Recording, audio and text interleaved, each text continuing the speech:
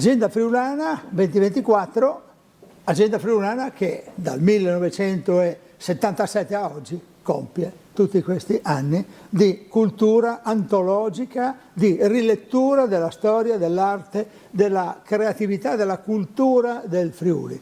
Luigi Chiandetti è indubbiamente il protagonista di questa lunga storia che dura dal 1976, perché nel 76 fu costruita la prima coppia che portava come data 1977. Un'avventura, signor Chiandetti, che è ancora una sfida, ma che è ancora un grande momento di entusiasmo. Iniziata in un anno difficile, l'anno del terremoto, e siamo qui dopo 48 anni a confermare praticamente non soltanto l'interesse, ma la voglia di fare.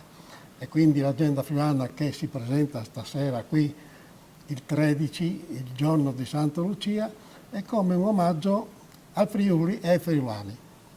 1977, sono passati tanti anni, certo. Ma oggi quale può essere la sfida dopo un quarantennio così lungo e complesso in cui il Friuli ha raccontato molta parte di sé, soprattutto attraverso le pubblicazioni della Chiandetti Editore? Sì, non è una sfida, è soltanto diciamo, una volontà di far bene, è una volontà di affermare praticamente diciamo, una cultura che in Friuli praticamente ci ha dato, oltre alle soddisfazioni, il modo bello di vivere e di creare un'azienda.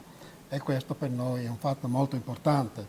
Oltretutto vorrei dire che c'è una continuità e quindi sia Cristina che Alessandro, miei figli, ora c'è Elisa e quindi praticamente sono molto soddisfatto non soltanto di un risultato ma anche di una continuità che nella famiglia trova i suoi fondamenti. E quindi avanti Vito, avanti forte. E quindi avanti con Cristina Chiandetti, Alessandro Chiandetti e Elisa Mauro. Complimenti per questo lavoro che ancora una volta dimostra la tensione friulanista in senso qualitativo, non in senso razziale della Chiandetti. Vito, e buon lavoro. Non friulista, dai.